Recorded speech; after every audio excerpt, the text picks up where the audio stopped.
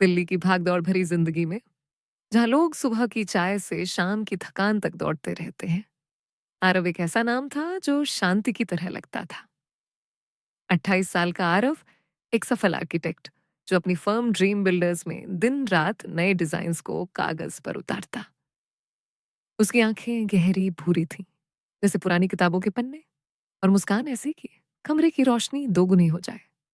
लेकिन आरव का दिल उस सालों से बंद था। कॉलेज के दिनों में एक ब्रेकअप ने उसे सिखाया था, प्यार मतलब दर्द। इसलिए वो रिश्तों से दूर सिर्फ डिजाइन्स के सपनों में खोया रहता। उस शाम हौज खास विलेज के एक छोटे से कैफे में आरव बैठा था, हाथ में स्केचबुक, आंखें बाहर की हरी भरी वादियों पर। बारिश की बूंदें खिड़की पर नाच रही थीं और हवा में कॉफी की खुशबू घुली हुई। तभी दरवाजा खुला और एक हल्की सी हवा के साथ मीरा अंदर आई। 25 साल की मीरा, एक फ्रीलांस राइटर जो अपनी किताब अनकही धुन पर काम कर रही थी। उसके बाल कंधों पर लहराते, आंखें काली चमकदार और चेहरे पर एक शरारती मुस्कान। वो साड़ी में इतनी खूबसूरत लग रही थी कि लगता था जैसे कोई पुरानी फिल्म का सीन जीवंत हो गया हो। मीरा ने काउंटर पर ऑर्डर दिया, एक ब्लैक कॉफी और एक चॉकलेट मफिन। लेकिन भीड़ में उसकी ट्रे फिसल गई। मफिन गिरा और कॉफी का कप सीधा आरव की स्केचबुक पर। Oh no, sorry. मीरा की आवाज में घबराहट थी लेकिन आंखों में हंसी। आरव ने जल्दी से नोटपैड उठाया, लेकिन ज्यादा देर तक कॉफी फैल चुकी थी। कोई बात नहीं, उसने मुस्कुराते हुए कहा। ये तो मेरे डिजाइन को नया रंग दे देगी। मीरा हंस पड़ी। रंग? ये तो काला हो गया है, मैं साफ कर दूं? उसने टिश्यू पेपर निकाला, लेकिन हाथ कांप रहे थे। आरव ने उसका हाथ पकड़ लिया, हल्के से, जैसे कोई नाजुक फूल। नहीं, मैं खुद कर लूंगा, लेकिन बदले में आप मेरी मेज पर बैठेंगी? मीरा ने हिचकिचाते हुए हाँ कहा। वो बैठ गई और बातें शुरू हो गई। आरव ने बताया अपनी आर्किटेक्चर की दुनिया के बारे में, कैसे वो पुरानी हवेलियों को नए जीवन देता है। मीरा ने अपनी किताब के बारे में कहा, एक ऐसी कहानी जहां संगीत प्यार की भाषा बन जाता है। बारिश तेज हो गई, कैफे की लाइट्स धीमी और बाहर की बिजलियां जैसे उनके लिए ही चमक रही थी।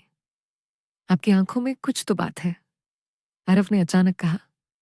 मीरा शर्मा गई। और आपकी मुस्कान, वो तो धूप सी है। वो शाम 3 घंटे कैसे बीत गई पता न चला। जाते वक्त आरव ने अपना नंबर दिया। अगर कभी कोई डिजाइन चाहिए या बस कॉफी पीनी हो। मीरा ने मुस्कुराकर फोन लिया। उस रात मीरा अपने छोटे से अपार्टमेंट में लेटी रही। फोन पर आरव का मैसेज, आज का दिन ग्रे से कलरफुल हो गया, थैंक यू। मीरा का दिल धड़का। ये क्या था?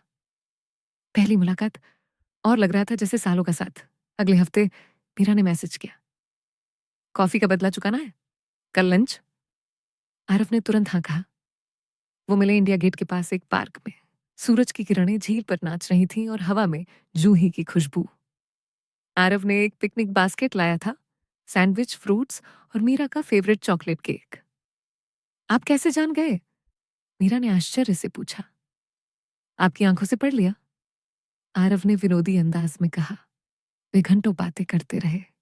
मीरा ने बताया अपनी जिंदगी के बारे में, कैसे बचपन में पापा की मौत के बाद मम्मी ने अकेले ही उसे पाला। मैं लिखती हूँ क्योंकि शब्द मेरे दर्द को आवाज देते हैं। आरव ने अपना राज खोला, कैसे वो अपनी एक्स के धोखे से टूटा था। प्यार तो बस एक डिजाइन है जो कभी कभी टूट जाता है, लेकिन दोबारा बनाया जा सकता है। मीरा ने उसका हाथ थामा। हाँ, बिल्कुल। धीरे धीरे उनकी मुलाकातें बढ़ी, कभी कनॉट प्लेस की किताबों की दुकानों में, कभी लोधी गार्डन्स की सैर पर। एक शाम आरव ने मीरा को अपनी फर्म दिखाई। ये देखो, ये डिजाइन तुम्हारी किताब से इंस्पायर्ड है। एक पुरानी हवेली का मॉडल जहां हर कमरे में संगीत की थीम थी। मीरा की आंखें चमक उठी। आरव, ये तो जादू है। उसने उसे गले लगा लिया। पहली बार आरव का दिल रुक सा गया। उसकी सांसें मीरा के बालों में उलझ गईं। फिर आया वो दिन जब आरव ने मीरा को सरप्राइज दिया। वो दोनों शिमला चले गए, एक वीकेंड गेट अवे। ट्रेन में सफर, खिड़की से बर्फीली पहाड़ियां दिखती। मीरा ने अपना सिर आरव के कंधे पर रख लिया। ये सपना लग रहा है। आरव ने उसके माथे को चूमा। नहीं मीरा, ये हकीकत है। और ये बस शुरुआत है। शिमला में स्नोफॉल के बीच उन्होंने हाथ पकड़े घूमा, मॉल रोड पर चाय की चुस्कियां और शाम को फायरप्लेस के पास कहानियां। एक रात होटल के बालकनी में तारों भरी आकाश के नीचे आरव ने घुटनों पर बैठकर कहा,